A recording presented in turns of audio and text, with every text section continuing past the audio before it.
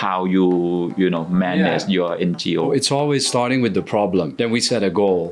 So for example, we collect plastic waste in the Klongtae slum communities. So what we do is that we pay people in the community 10 baht a kilo for plastic waste. Okay. Any waste. I'm very worried about the elderly in Thailand because as an elderly person in Thailand, you receive 600 baht government pension, 20 baht a day. We cannot live off that. We help homeless every single day for the last 4 years. And what I see is very alarming that more and more elderly are becoming homeless. What is for you one key message for young aspiring leaders? I think it's about continuous learning. Whatever I learned from my university, only 10% that really can apply in my daily work. It's over the 27 years in my career. I have to learn so many things. It's not about what you know. It's about keep your motivation to learn the new things. You're listening to Bangkok Post's Mind the Gap podcast. Let's connect, converse, and create possibilities. Hello everyone, my name is Vichan Tangkengsirisin. I'm the president of Dow Thailand Group in Thailand. Hello everybody, Friso Poldervaart here from Digital Distinct and the Bangkok Community Health Foundation.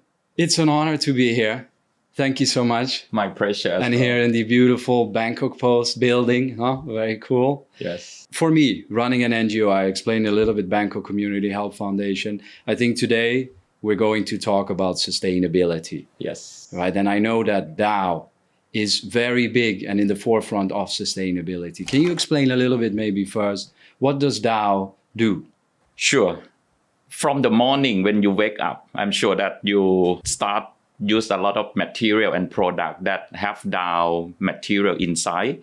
When you wash your face, those facial foam, when you brush your teeth in the toothpaste, that's the Dow product inside. I think you drive car or take some transportation here, right? In one car, there's a lot of material, plastic, even now in the battery, we have Dow technology and solution in every single step until you lay down on your bed. That's also a part of our material as well. Wow, okay. And Dow is originally a company from United States, that's correct, right? Yes. Dow is a US company, 127 years. We are in Thailand about 57 years. So we're going to celebrate 60 years very soon. Fantastic. Yes. We have the plant in Rayong, Maptaput area, 13 plant, many type of material. And we have about close to 1,000 employees. So it's the biggest manufacturing site for Asia Pacific.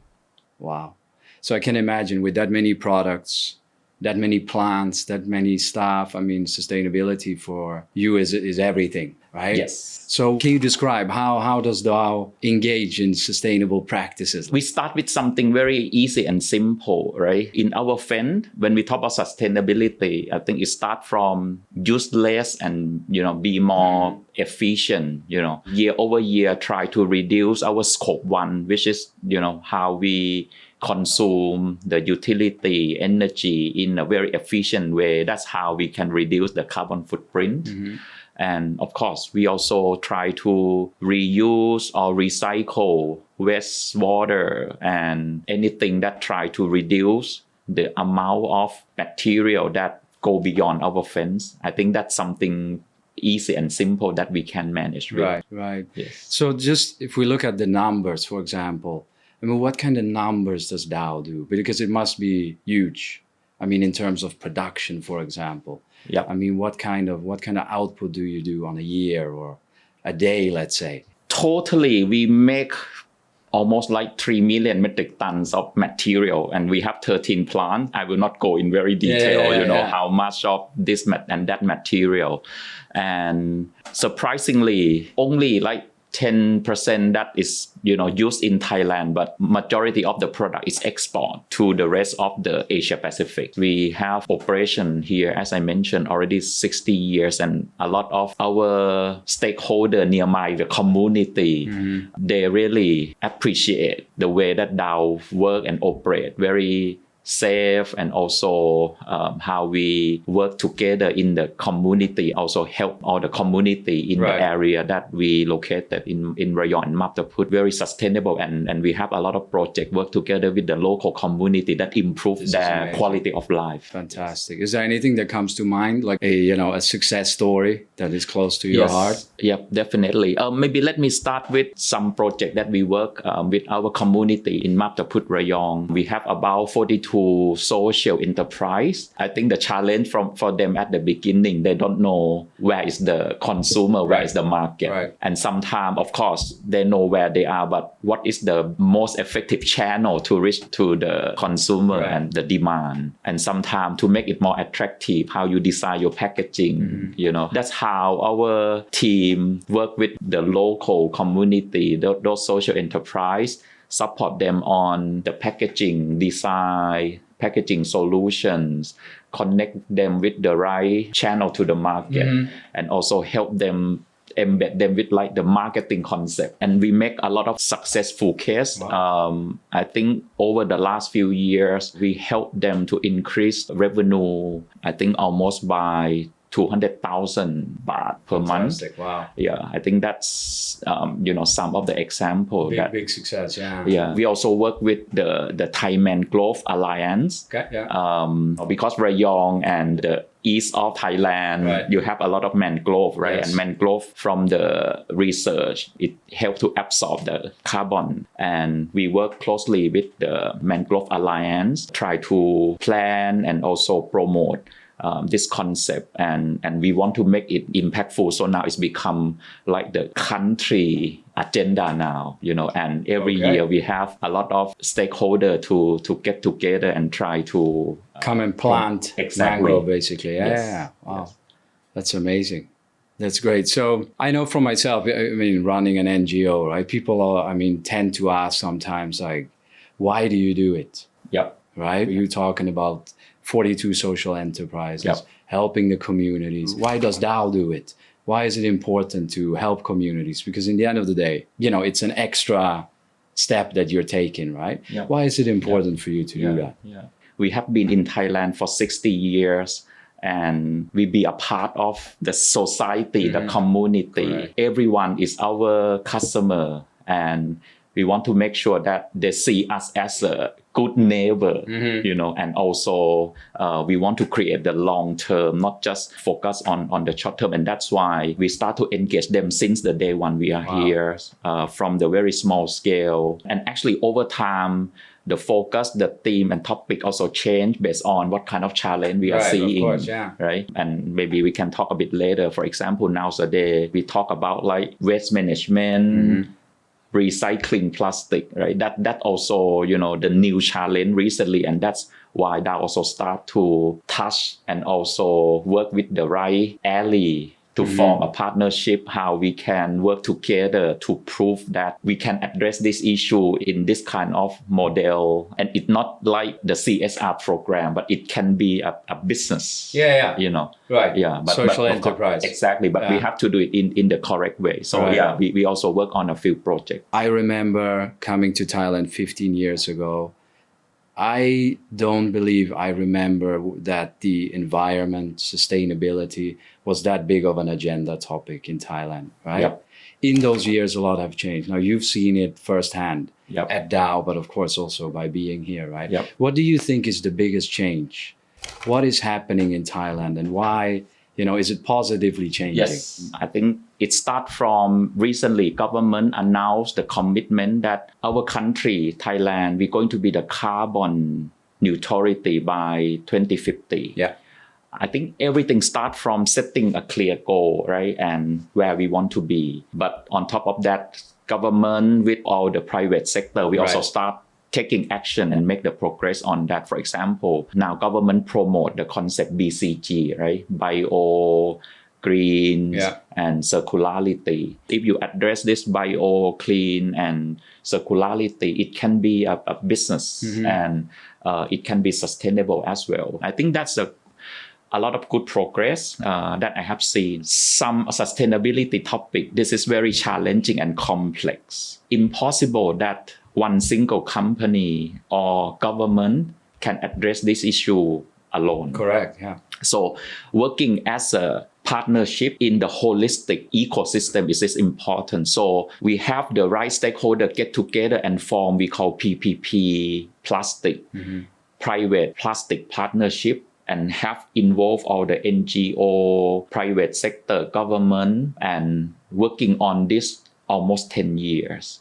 And then already developed the 20 year from now, the roadmap. But if I can add a bit of then what is missing and how we can make it more impactful.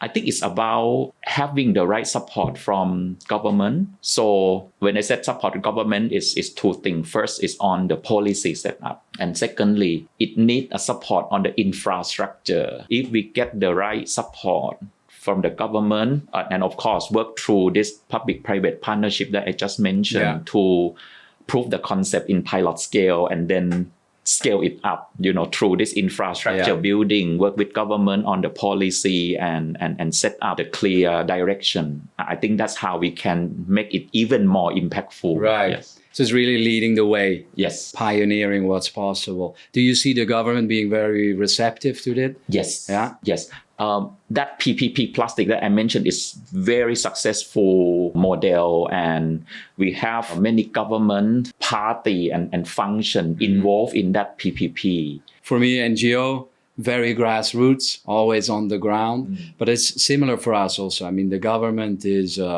receptive, is happy in many ways that people are helping, and also I think very willing to change. Yeah. It might take time. Yeah. But I think the interesting thing here is also that, I mean, we can go ahead, right? And then sort of, we are able to push the boundaries a little bit and try and see what we can do, right? Yep. And then, the policies might follow after. Yep. So I think this is very interesting because maybe other countries in the world, that might not be the case. Yep. I think the government is sort of, can work hand in hand, which is great. Yeah, which is great. So we talk about the government, we talk about businesses, but consumers is a very important one too. So how can a consumer then become more sustainable? I like that question. Don't think anything that very difficult and complex. Correct, Everything starts from individual person first. Right. So let me share with you my personal story. When I was young, as a kid, my duty on Saturday and Sunday morning is to carry a plastic basket for my mom and go to the morning market. Okay. Yeah. And my mom always remind me that bring some plastic bag at the corner, and put in the plastic bag. Yeah. Because my mom believe on first, reduce what you don't need it. So when she buy the vegetable from the market, she asks the shopkeeper, don't need to put in plastic bag, I have my own. Or sometimes even just dump everything in the basket and carry back. Right? And even we have plastic bag, we just reuse it at home. Sometimes to be like the trash bag, when you throw some of the waste from your household. So, reduce, reuse, and recycle. I think that's something consumer individually can do. Right. But maybe we can go beyond that is support the company or any corporate that they also believe about this sustainability. Sometimes they embed some recycled content into their product. They do the sustainable product design, make it easy to recycle or, try to reuse or make that product more environmental friendly. I think this is by support, the product from those companies is also can encourage them to do more as a consumer. Right. But I want to switch the gear a little bit then as a corporate and company, what we can do. I think everything starts from set the clear goal first as well, right? So for example, Dow, we set the very passionate goal that by 2030, we want to reduce the carbon emission by 5 million metric tons. That is about 15% from the baseline in 2020. And at the beginning, when the company set up this goal, no one know how we achieve it. And now we step by step, take action on that. And we make a very good tracking on that pace right now.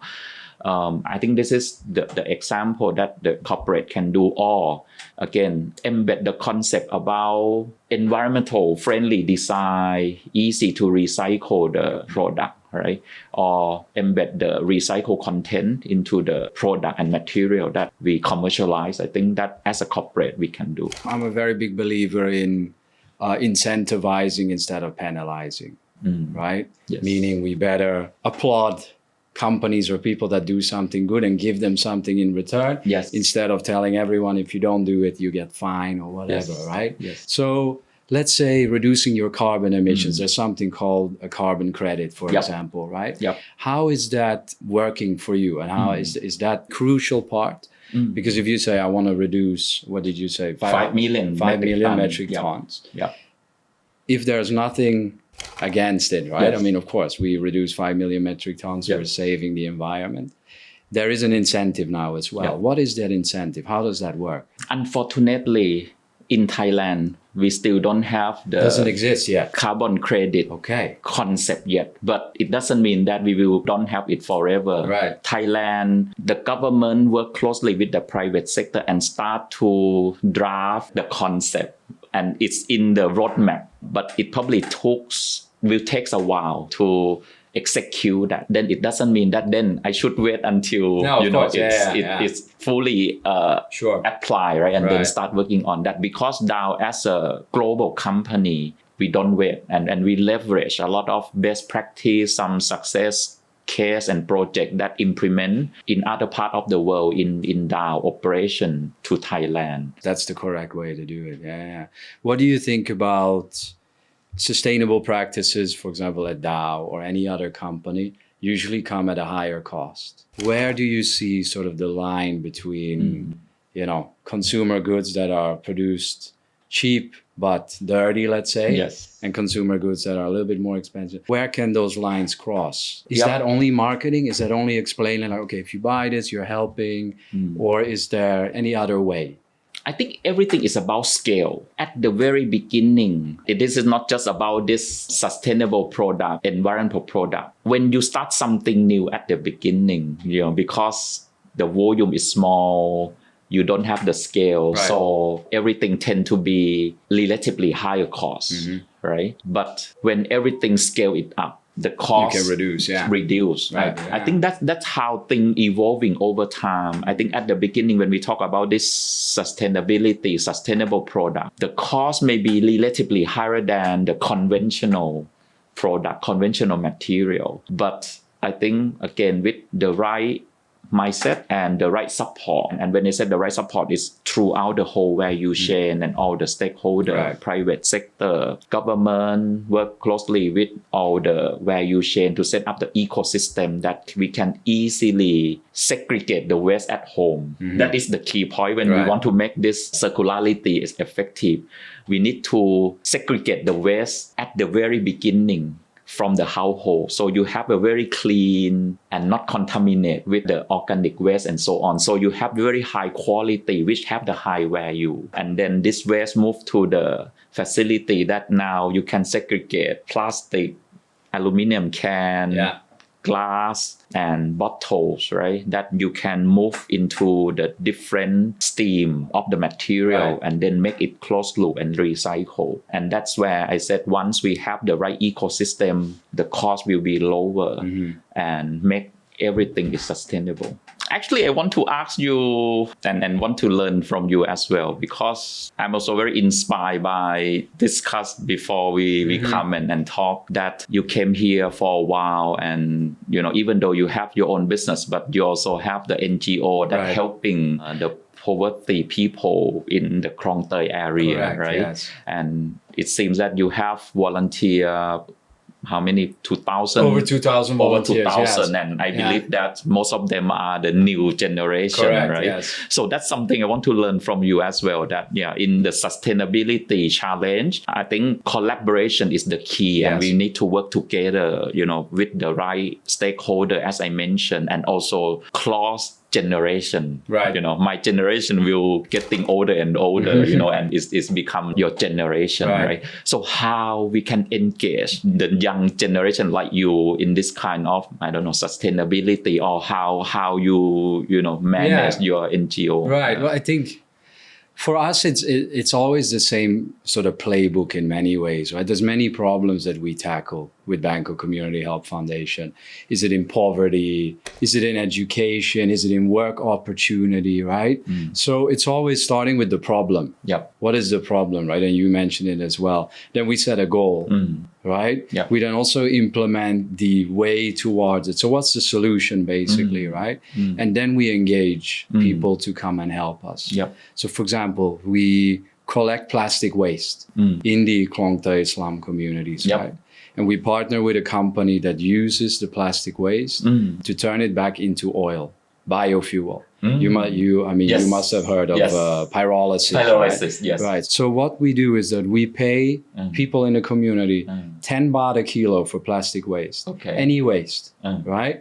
They come, they bring it to us every day. We receive around 500-600 kilos of plastic waste. Wow. Coming from the waters, coming from Yes. the soils, whatever. Yes. Yes. And they are paid directly the 10 baht.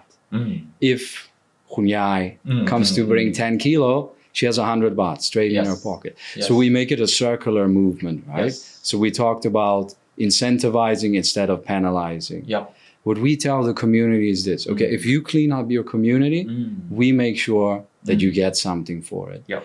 And this is what I strongly believe in. And I think, for example, you mentioned plastic recycling, right? I mean, why couldn't we use people in communities to, for example, gather that plastic Yes. and let you Yes. reuse it Yes. into new products, right? Yes. So then it becomes an engagement for everybody, right? Yeah. We do the same with cooking oil. So cooking oil, what happens with cooking oil usually? Throw away It goes in the water. in the Yes. Klong, Yeah. right? Yes. The Klong goes into the Chao Phraya River. Yes. Chao Phraya River goes into the Gulf of Thailand, Yes. right? So Yes. we are polluting here the ocean, basically, Yes. right? Yes. So we do the same thing. We partner with a very big Yep. petrol company, and what they do is they turn this cooking oil into jet fuel. Yes. So Yep. they let airplanes fly on this. And you're probably also familiar with this concept. I know right? that company. You know the company, right? Yes. And it's amazing, right? Yeah. So in the end of the day, we are the bridge between big, huge company that is doing something good, Yep. coming through us here, Bangkok Community Help, and Yep. a huge community of people that actually can work Yep. towards, this Yep. goal as well. Yep. So I think for NGOs, and not only my own, but for many, I think that's where a really big opportunity is. Like if we can engage people into that huge goal of a company, then we can all, work towards a sustainable future, right? Yep. Yep. And then again, if we can put a monetary value on things like trash, on things like you're not using anymore, then we can get the cycle of, okay, I do something, I get paid. I do something, I get paid. And that's kind of like a social enterprise in many ways, right? The way we run it as an NGO is that 100% of the proceeds go to the people that do it. Yep. There's nothing for us in it, right? Other Yep. than having a better and cleaner community. Yep. But I think social enterprise is probably where the future is, though. Yep. Because if every business became a social enterprise, this world would be a much better place, Yep. right? Yes. If we would all give back, be fair to our suppliers, to everybody, Yes. it would be much better. Definitely. I really love your example just now. I think maybe 2 or 3 key takeaway what I'm hearing from you. I think first, I really like what you just mentioned, that engage, those people who involve, right? But how you engage, that's also important. Right. And I think the keyword that you just mentioned is incentivize Yes. them. And you hit 2 birds with 1 stone. Correct, yes. First, by let them clean and collect the trash and things in their community, you make the environment cleaner, right? Right. That's definitely positive to the people in that community. But on top of that, when you work with the right stakeholder, right, who know what is the value of that trash, how it can bring back into the closed system to Right. recycle and generate the economic value. You have the value that is help them to earn income as well, right? That another benefit. Right. And I really like that by connect the dot. Collaborate with the right stakeholder. Yes. I think you can create something and it's sustainable as well. It's not just we give money and it's like one time off. No, Yes. it's true. Yes. It's true. And it becomes sustainable in the way that, of course, if communities that are lower income communities, I mean, now you're generating an extra income for them, right? Yes. So it's like you say, it's hitting the mark on all the different facets that we want to help at, right? Yes. Similar thing, I'm very worried about the elderly in Thailand, for example, right? Yeah. The elderly population is growing. There's not that many kids that are born in Thailand, economic reasons and all that. So the elderly are growing, the amount of kids are growing slower, right? Yes. That means Thailand becomes super great society, right? We've seen it in other countries in the world. So what we, for example, also try and do is engage elderly in work. Because as an elderly person in Thailand, you receive 600 baht government pension, 20 baht a day. Yes. We cannot live off that, right? So that's not enough. So again, this is also a bit touching, like, okay, maybe the government is there, but it's not sufficient yet, right? And that's a whole other story, how I believe that they can, do more, but that's another thing, right? So we strongly believe, and I would also love to know from your perspective and also at Dow, that elderly can work. Also, when an elderly person doesn't work and doesn't contribute to society, it's very difficult for their mindset too, right? Yes. They work their whole life, and now in the end of the day, here we are. I mean, no money anymore, and basically not really wanted in society, right? We help homeless every single day for the last 4 years, right? And what I see is very alarming, that more and more elderly are becoming homeless. For example, we see the amount of elderly or amount of homeless that receive, for example, food from us increase almost on a daily basis. So what we're trying to do is create income opportunities for them, light work, stickering, packing, gluing, right?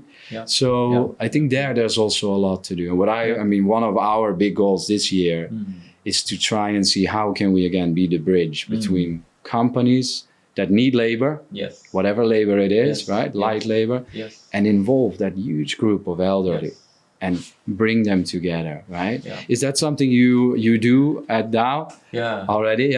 Very similar to, I talk about 42 community in Rayong area, right? That's, of course, also have some elderly people in the community. And actually, people like 60-year-old now comparing to 20 years ago, they are still very healthy. Absolutely, they can mobilize in a very healthy way. Correct. So I think the point is how we can engage them, right? So let them busy with the day, some activity. So actually it's good for their brain to be active. I think that's the way society needs to go, right? I mean, it needs to be inclusive, right? And just leverage everybody's, we call this trash for cash, right? Basically what people start to understand, that when they walk in the community and there's plastic there and there's all kinds of the mindset change, because what we think when we see that, it's dirty, but when we change the mindset and suddenly they see, hey, it's actually value. Now the whole sort of behavioral system changes, right? So I see a lot of opportunity there. Give people the opportunity to do something good and get some sort of incentive for it, whatever it can be. I think your NGO and what Dow is doing, we connect the dot, right? Because we know that this is what the community needs, those people who need support needs, right? But we also match with, hey, there are some job required and actually they can earn some income through this, right? But sometimes this demand and supply never get connected, and that's how, the role, right, your NGO on what Dow trying to do to connect the dot and try to create and collaborate and make everything complete picture. Exactly. And then we can do a lot of great things. I believe that as well. What kind of role do you see for NGOs in this spectrum, or how do you, for example, engage with NGOs at Dow? Actually, we actively engage NGO because throughout many projects that we work, not just in Thailand and globally, there are some part that by involve and engage NGO help us a lot. So first of all, because NGO work really close with community, and they go deep into the grassroots. Correct, They understand Yes. very deep about what is the problem. Yeah. Sometimes, corporate or people like me, we don't have time to really go and talk frequently, right? And sometimes we just make a lot of assumption that this is what they Correct, need, yes.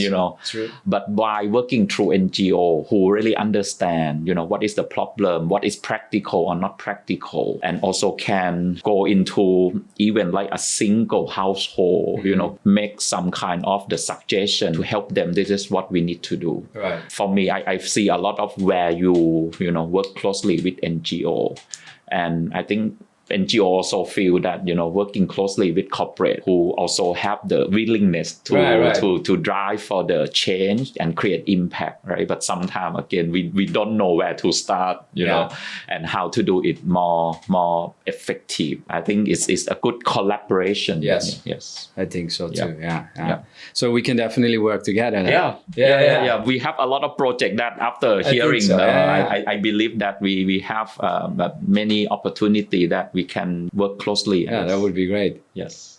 So you being a leader of a huge enterprise for so many years already, what is for you one key message or key advice for young aspiring leaders like myself to excel and become a better leader? That's a difficult question. If I have to pick only one thing, I think it's about continuous learning. I'm a chemical engineer background. And right after my graduation, what I know is only about engineer and chemistry. And then I joined Dow. Whatever I learned from my university, only 10% that really can apply in my daily work, especially the first job. I have to learn so many things from the day one when I joined the company. And it's not just that. I remember that a few years later, I have a chance to move to a new role, relocate to Malaysia, another country. And that role required me to know about finance. Finance for engineers is actually very challenging. Right. It's like learning a new language, like when you learn Thai. I'm sure that at the very beginning you struggle as well. So I'm very struggle when my CFO present his profit and loss statement, how much of revenue, the cost we make, so and so. I don't understand at all what he said. And at that time, imagine this is almost like 20 years ago. I don't have Google, I don't have YouTube that you can go and learn, right? So I learned finance in a very hard way. Wow. Go to the Chulalongkorn University bookstore and look for a book. And I still appreciate my best friend who graduated in accounting. He said, what you need to know is about managerial accounting. You learn finance not to be the accountants. You just need to know how to interpret the number into the business. And that's what he called managerial accounting. So he said, look for the book that have this title. So I go and grab one book. It took me like 6 months, read one by one, page by page, and call my friend several times that, hey, what is this? What is sunk cost? What is the opportunity cost? But over time, I learned that this is just one example. Over the 27 years in my career, I have to learn so many things. It's the non-stop competency. It's not about what you know, but it's about keep your motivation to learn the new things. That's more important in this environment now, if you ask me. So if I have to pick one thing, it's about continuous learning. And being open for new ideas. Exactly. Others people's know-how, knowledge. Exactly. And don't think that I'm the center of the world. I know everything. I also learned a lot from the conversation with you today. How's the new generation thinking. Many stories that you talk today also inspire me a lot as well. Thank you. And similar. Thank you so much. Shall we take a photo? Yes. Thanks for the discussion today. Thank you so much. It was an honor. Very nice to meet you. And we'll see each other very soon. Yes. No? Let's work together.